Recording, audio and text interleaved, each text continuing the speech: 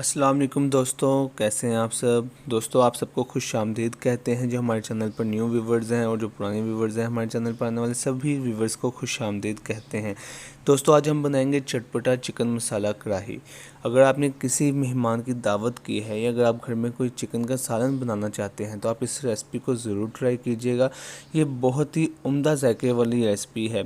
ये चटपटा मसाले वाली चिकन की कढ़ाई बनती है। इंशाल्लाह आप जब इसको खाएंगे तो आप अपनी उंगलियां चाटते रह जाएंगे। आप एक रोटी की जगह दो रोटियां खाएंगे। अगर आप हमारे चैनल पर न्यू हैं तो हमारे चैनल को सब्सक्राइब कर लीजिएगा। अगर आपको ये वीडियो आखिर में अच्छी लगे तो इस वीडियो को लाइक और शेयर ज़रूर कर दीजिएगा और हमें अच्छे अच्छे कमेंट ज़रूर कीजिएगा। आपकी कमेंट करने से हमारी हौसला अफजाई होती है। आइए हम अपने इंग्रेडिएंट्स की तरफ चलते हैं और पूरी वीडियो को लाजमी देखिएगा। सबसे पहले हम कढ़ाई को चूल्हे पर चढ़ा लेंगे। उसके बाद हम इसमें 1 कप ऑयल ऐड करेंगे। उसको हम 1 से 2 मिनट के लिए गर्म होने देंगे। फिर हम 4 अदद कटे हुए प्याज लेंगे। आपने प्लेट को अच्छे से साफ़ करना है। कोई भी प्याज का टुकड़ा इसमें रह ना जाए, रिस्क ज़ाया करना नहीं चाहिए। हम इसको अच्छे से हिलाएंगे और पकाएंगे जब तक ये ब्राउन ना हो जाए। फिर हम इसमें खुला गरम मसाला ऐड करेंगे। आप चाहें तो खुला गरम मसाला मंगवा कर वो डाल सकते हैं। बाज़ार से बने बनाए पैकेट इसमें आप ऐड कर सकते हैं, जिसमें करी पत्ता, दालचीनी, लौंग और गर्म मिर्चें वगैरह सब शामिल होती हैं। अब हम इसको अच्छे से हिलाएंगे। देखें दोस्तों, प्याज का रंग कितना अच्छा ब्राउन हो गया है।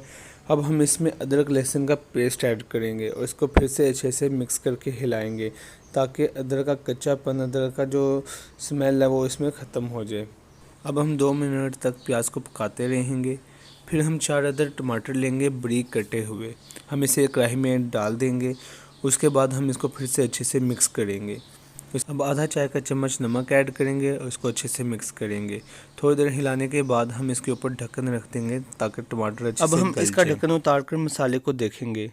माशाल्लाह मसाला बहुत ही अच्छा लग रहा है। अब हम इसमें 1 टेबल स्पून सुरख मिर्च डालेंगे और इसके बाद हाफ़ टेबल स्पून हल्दी डालेंगे और फिर हस्बे ज़ायका नमक डालेंगे और इसके बाद इसको अच्छे से भूनेंगे। आपने मसाले को तकरीबन 5 से 7 मिनट तक अच्छे से भूनना है।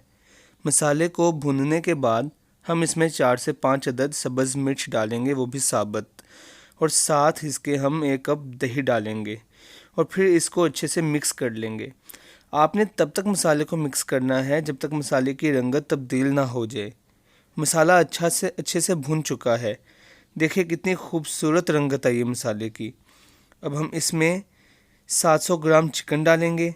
आप अपनी मर्ज़ी से इसमें गोश्त की क्वांटिटी डाल सकते हैं।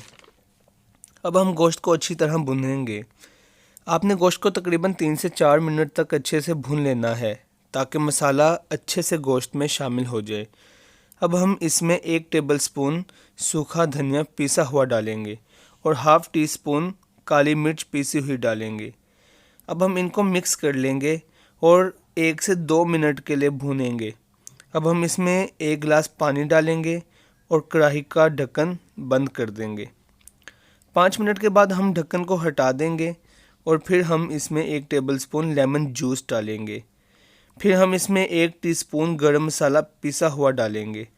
देखिए दोस्तों, हमारा मसाला रेडी है और कितना टेस्टी और चटपटा मसाला बना है।